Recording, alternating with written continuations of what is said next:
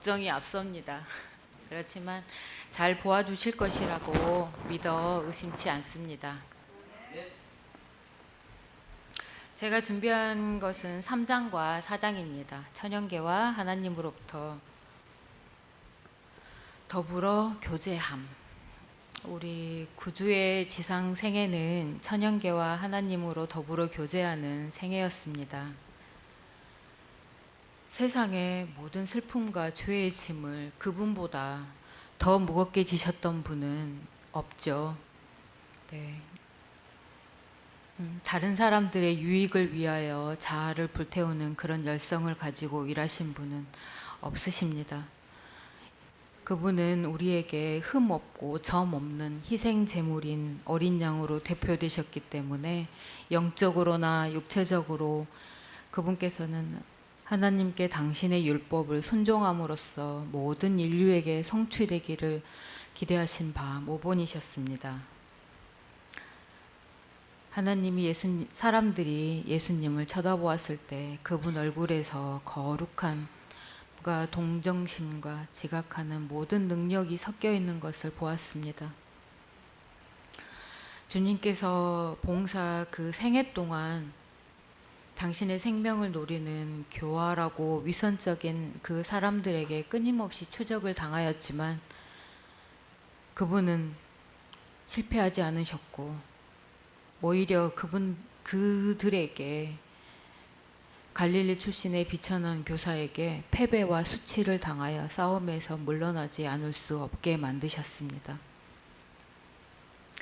어린 시절을 가난하게 지내신 예수님께서는 목숫간의 작업장에서 일을 하시면서 가정생활의 짐을 지고 순종과 수고의 교훈을 배우시면서 천연계 속에서 휴식을 찾으셨습니다. 그리고 그곳에서 하나님의 말씀을 연구하셨고 그분께 가장 행복했던 시간은 노동하던 장소를 떠나 들로 나가 조용한 산골짜기에서 명상하고 하나님과 교통할 때였습니다. 그리스도께서는 당신 자신이 창조하신 업적으로 돌려있는 그곳에서 그분께서는 그들의 생각을 인공적인 것으로부터 천연적인 것으로 돌이킬 수 있으셨고 천연계의 성장과 발전에 그분의 나라의 원칙들이 나타났습니다. 그분께서는 온종일 당신께 나아오는 무리들에게 봉사하셨고 땅거미질 무렵이나 이른 아침이면 하늘에 계신 아버지와 교통하기 위하여 산속에 있는 성소에 찾아가셨습니다. 그분은 고된 하루를 마치고 기도하는 시간에서 돌아오실 때 그들은 그분의 얼굴에서 화평의 모습과 그리고 그분의 온몸에 퍼져 있는 듯한 활기와 생기의 힘을 목격할 수 있었습니다. 매일 아침 그분께서는 하느님과 더불어 단 둘이 보낸 시간에서 얻은 하늘의 빛을 사람들에게 나누어 주고자 가지고 오셨습니다. 예수님께서는 제자들이 첫 선교 여행에서 돌아오자 바로 한적한 곳에 와서 잠깐 쉬라고 명령하시고 제자들이 자신의 복음의 사신으로 성공한 기쁨을 안고 돌아왔을 때 침례 요한이 죽었다는 소식을 들었습니다. 그들에게 그건 아주 큰 슬픔과 낭만의 소식이었지만 예수님께서는 너희들은 따로 한적한 곳에 와서 잠깐 쉬어라 라고 말씀하셨습니다. 오직 천연계에서 그 아픈 마음을 위로받을 수 있는 곳은 천연계라는 걸 저희에게 말씀해 주셨죠. 갈릴리 바다 북쪽 끝에 벳세다에 가까운 곳에 있는 그 조용한 장소에 가서 혼잡한 군중들을 떠나 휴식을 취하면서 제자들은 바리새인들의 반박과 비난으로 방해받지 않고 오직 주님과 교제하며 짧은 기간 친교를 나누고자 희망하였습니다. 다른 사람들의 유익을 위하여 완전히 헌신하시는 그 생애 속에서 구주께서는 끊임없는 활동과 인간에 필요한 부딪히는 일을 떠나서 휴식을 찾고 하나님 아버지와 완전한 교제를 나누어야 할 필요를 깨달으셨습니다. 예수님께서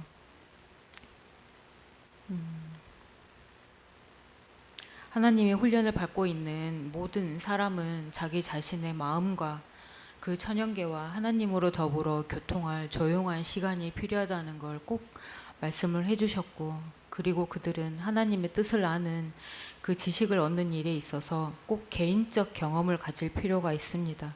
우리는 그분께서 마음속에서 말씀하시는 음성을 개인적으로 들어야 합니다. 네. 우리 마지막 그 시편 46장 10절의 말씀을 다 함께 읽겠습니다. 너희는 가만히 있어 내가 하나님 됨을 알지어다. 네, 우리에게 명령하셨습니다. 이렇게 우리의 어떤 고난과 어떤 슬픔과 어떠한 일이 있더라도 꼭 천연계로 나아가 그거를 저희의 인성을 회복하시고 저희를 회복하시게 하는 그 놀라운 경험들을 우리 모두가 할 수 있기를 바랍니다. 4장 믿음의 접촉. 여기서 혈루병을 가진 여인이 예수님의 옷자락을 잡으려고 하는 저의 손짓을 볼 수 있습니다. 다 아시는 이야기고 누구에게나 이렇게 닿는 말인 줄 알고 있습니다. 이는 제 마음에 그 겉옷만 만져도 구원을 받겠다 함이라. 이 말은 한 불쌍한 여자의 말이었습니다. 자신은 12년 동안 자신을 괴롭힌 질병으로부터 고쳐질 수 없는 그 질병을 가지고 있으면서 위대한 치료자 예수님에 대한 이야기를 듣고 다시 희망을 갖게 되었고, 내가 만일 내가 그분께 이야기할 수 있을 만큼 가까이 다가갈 수만 있다면 고침을 받을 수 있을 것이라고 생각하였습니다. 그래서 그리스도께서 자신의 딸을 고쳐달라는 유대인 랍비 야이로의 집으로 가시는 도중에 이 그녀를 만나게 되었고, 그리스도의 주위에 많은 무리들이 밀려왔기 때문에 그들은 천천히 갈 수밖에 없었습니다. 하지만 그녀는 그 군중을 뚫고 예수님께 가까이 다가갈 수 없었고, 그 사실을 아시는 우리 예수님께서는 그 여자의 마음을 아시고 그가 서 있는 곳으로 발길을 옮기셔서 그분께서는 그 여자의 큰 필요를 깨닫고 믿음을 행사하도록 그를 도와주고 계셨습니다. 그분께서 지나가자 그 여자는 앞으로 나아가 그분의 겉옷자락을 간신히 만지는 데 성공하였습니다. 바로 그 순간 즉시 그의 고통과 질병은 사라졌고 병이 깨끗하게 나은 줄을 그 몸에 깨달았습니다. 감사한 마음에 충만해진 그녀는 한 번의 접촉으로 이루어지신 위대한 치료자 예수님께 감사의 뜻을 나타내고자 하였지만 감히 그렇게 하지 못하고 지나가는 걸 이렇게 지나가고자 하였을 때 예수님께서는 그 마음을 아시고 돌려 세우셨죠. 내게 손을 댄 자가 있도다. 이는 내게서 능력이 나간 줄 알미로다. 우연한 접촉과 믿음의 접촉을 분별할 수 있으셨던 예수님께서는 어떤 사람이 심각한 목적을 가지고 그분을 만졌고 응답을 받은 줄 알고 있었던 것입니다.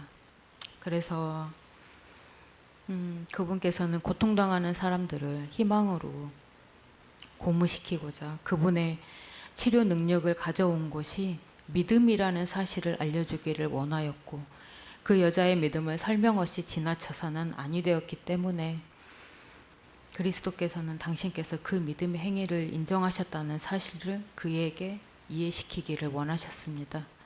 그래서 그 여자는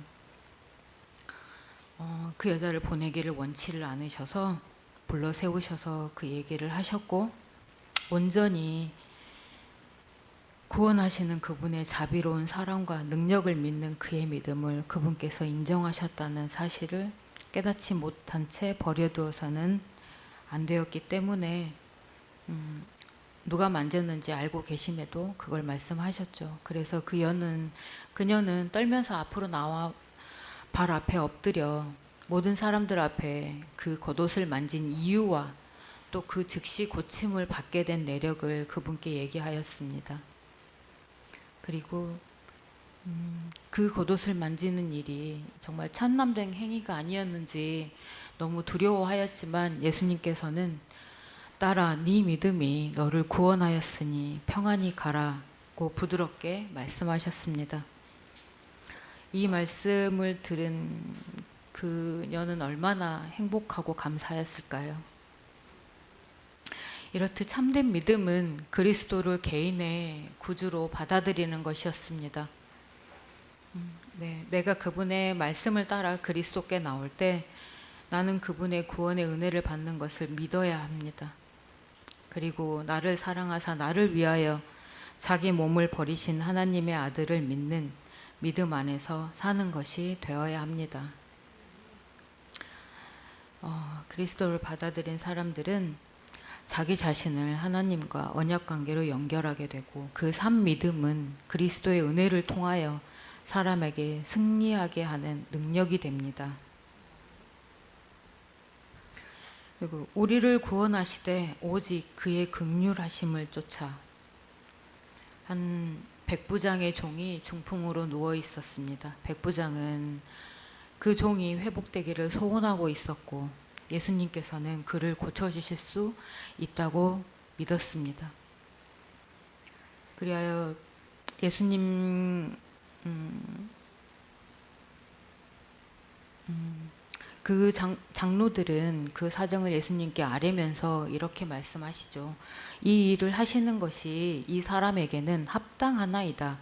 저가 우리 민족을 사랑하고 또 우리를 위하여 회당을 지었나이다 라고 말하였습니다. 그러나 백부장의 집으로 가는 도중에 예수님께서는 백부장이 자신에게 보낸 기별, 주여 수고하지 마옵소서 내 집에 들어오심을 나는 감당치 못하겠나이다 라는 기별을 받으시고 그럴지라도 예수님께서는 계속해서 길을 나아갔고 그러자 백부장이 직접 나와 얘기를 하죠. 내가 주께 나아가기도 감당치 못할 줄을 알았나이다. 다만 말씀으로만 하옵소서 그러면 내 하인이 낫겠사옵나이다. 주님은 무한하신 하나님의 능력을 대표하며 모든 피조물은 당신의 말씀에 순종합니다. 주님께서 질병을 떠나가도록 명령하시면 그 질병은 당신에게 순종할 것입니다. 다만 말씀으로만 하옵소서 그러면 내 하인이 낫겠사옵나이다.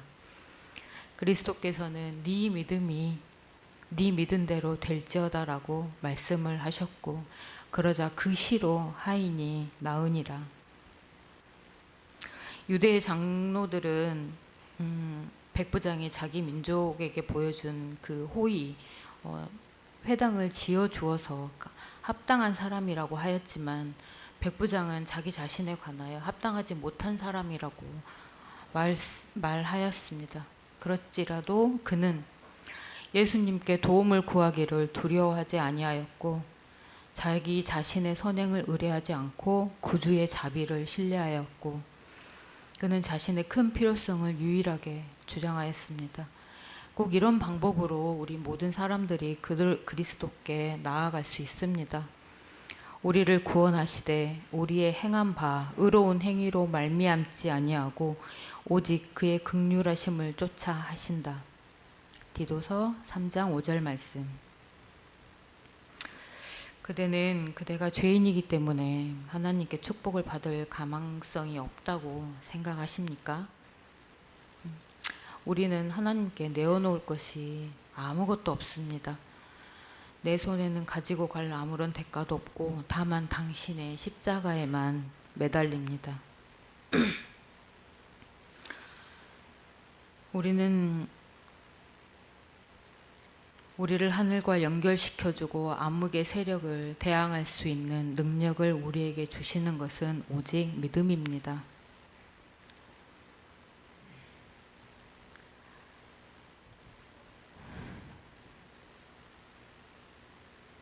그리고 문둥병자가 나오는데요. 이 유대인들 사이에서는 이 질병을 죄로 말미암아 받는 심판으로 간주했고 죄의 상징으로 여겼습니다. 그래서 의문의 율법에 의해서 문둥병자들은 부정하다는 선고를 받았고 이미 죽은 사람처럼 사는 거주지에서 격리되어 살고 친구들과 친척들을 떠나서 살고 있었습니다. 근데 그리스도께서 봉사하시던 그 지역에는 그 병으로 고통당하는 자들이 많았고 그분의 사업에 대한 소식이 들어 그들에게 전해지자 마음속에 믿음이 솟아나기 시작한 한 사람이 있었습니다. 만일 예수께로 나아갈 수만 있다면 그는 고침을 받을 수 있을 것이다. 그는 예수님께 대해 들은 모든 바를 생각을 해보고 그분께 도움을 구한 사람 중 한 사람도 그냥 돌아간 사람은 없다는 걸 알게 되었고 아무리 어려움이 많을지라도 그것이 그의 유일한 소망이 되었습니다. 문둥병자는 멀리서 구주의 입에서 나오는 몇 마디의 말씀을 듣고 다른 병자들, 절름발이, 소경, 중풍병자, 여러 질병으로 죽어가는 사람들이 다시 건강한 모습으로 일어나서 구원을 받은 기쁨으로 하나님을 찬양하는 것을 보았습니다. 그는 다만 치료를 받는다는 복스러운 소망만을 생각하여 자기 몸이 끔찍하게 흉측하고 볼 수 없는 그 지경이었지만 오직 그 치료를 받는다는 그 소망만을 생각하여 나아갔습니다. 그는 오직 하나님의 아들만 보고 죽어가는 사람들에게 생명을 주는 음성만을 듣는다. 그는 예수님께로 달려가서 자기 몸을 그분의 발 아래 던져 주여 원하시면 저를 깨끗게 하실 수 있나이다 라고 부르짖으며 예수님께서는 내가 원하노니 깨끗함을 받으라고 말씀하시면서 당신의 손을 그 사람 위에 얹으셨습니다. 즉시로 그 문둥병자에게 변화가 생겼고 그의 살은 어린아이의 살처럼 되었습니다. 주님께서는 고침을 받은 일을 아무에게도 말하지 말고 그 이적이 소문이 퍼지기 전에 지체 말고 예물을 가지고 성전에 가서 제사장에게 몸을 보이라고 명령을 하시죠. 그래서 그 문둥병자에게 추방을 선고했던 그 제사장들이 그의 병이 완치된 것을 증명하였고 고침을 받은 그 사람은 가정과 사회로 돌아가게 되었습니다. 우리 죄의 문둥병, 뿌리가 깊고 치명적이고 인간의 능력으로는 깨끗함을 받을 수 없는 그 죄의 문둥병도 그와 같습니다. 그분의 임재는 죄인에게 치료의 힘이 되어셨고 누구든지 그분의 발 아래 엎드려 주여 원하면 저를 깨끗하게 하실 수 있나이다 고 믿음으로 말을 하면 내가 원하노니 깨끗함을 받으리라는 대답을 들을 수 있을 것입니다. 그분께서는 모든 사람을 불러 당신 안에 쉼을 얻으리라고 하였습니다. 나는 마음이 온유하고 겸손하니 나의 멍에를 메고 내게 배우라. 그러면 너희의 마음이 쉼을 얻으리라. 라고 부드럽게 말씀하셨습니다. 우리 모든 사람은 수고하고 무거운 짐이 있습니다. 모든 사람은 오직 그리스도만이 벗겨주실 수 있는 무거운 짐을 가지고 있습니다. 우리가 지고 있는 이 가장 무거운 짐은 죄의 짐입니다. 하지만 그 짐을 우리 주님께서 그분께서는 우리의 피곤한 어깨에서 짐을 벗겨주실 것이고 그분께서는 우리에게 안식을 주실 것입니다. 왜냐하면 그분께서 우리를 당신의 마음에 기억하고 계시기 때문입니다.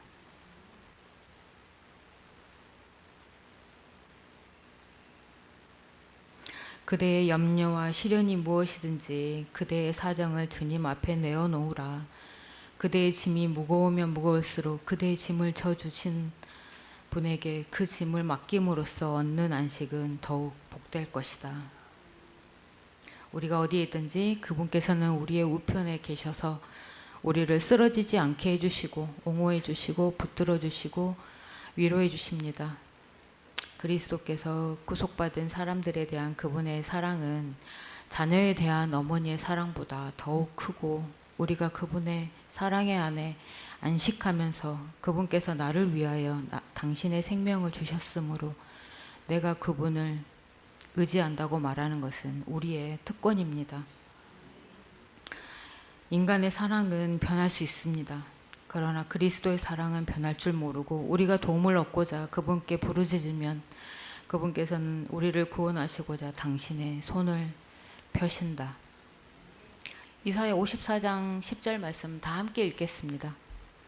산들은 떠나며 적은 산들은 옮길지라도 나의 인자는 내게서 떠나지 아니하며 화평케 하는 나의 언약은 옮기지 아니하리라. 너를 긍휼히 여기는 여호와의 말이니라. 아멘. 아멘. 네. 우리 각자의 어떠한 문제, 어떠한 죄라도 예수님께 가지고 나아가기만 하면 그 믿음으로 우리를 구원해 주실 수, 우리가 구원을 얻으리라는 그 귀한 말씀이었습니다. 우리 모두가 혈루증을 가지고 있는 여인이고 또 백부장이고 문둥병자입니다. 우리 모두가 그 많은 걸 가지고 있지만 오직 내 자신을 보지 않고 오직 주님을 바라보면서 나아가기만 한다면 주님께서 구원을 주신다는 귀한 말씀이셨습니다. 네, 우리 모두 구원을 받을 수 있는 믿음을 갖기를 원합니다. 주로 제가 이 순서를 받으면서 목사님께 이제 이 순서할 때가 되었습니다 했을 때 너무 부담스럽고, 네, 이 자리에 서는 게 너무 힘들어서 어떻게 핑계를 한번 대볼까 라고 조금 생각을 하였지만 차마 말을 못하고 선하신 우리 목사님 얼굴을 보면서 저 못하겠어요 라는 말을 차마 못하고, 네, 집에 가서 이제 안식일을 지내고 일요일 저녁에 문득 생각이 나더라고요. 그래서 책을 펼쳐서 읽으면서 제가 읽으면서 그 중간에 놀라운 경험을 하게 되었는데요. 말씀이 살아서 죄송합니다. 말씀이 살아서 움직이는 걸 제가 느꼈고요. 제가 죄송합니다. 그 순간 그 공기, 제가 밤 10시부터 새벽 3시까지 이 말씀을 읽었는데요. 그 읽는 도중에 제가 그날 가지고 있던 모든 문제와 모든 상황이 그냥 매듭이 풀리는 걸 느꼈습니다. 저는 아무것도 하지 않았고 그냥 읽고만 있었는데 그게 다 풀리더라고요. 그래서 예수님께서 날 보고 계시는구나. 언제 어디서나 절 보고 계신다는 걸 너무 느낀 아주 귀한 시간이었습니다. 그래서 이 말씀을 준비하는 내내 너무 큰 축복을 받았고 우리 성도님들과 함께 말씀을 나눌 수 있어서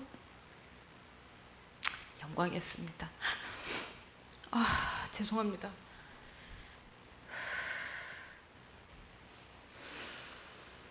안 그러려고 하지만 자꾸 이 자리에만 서면 이렇게 네, 죄송합니다.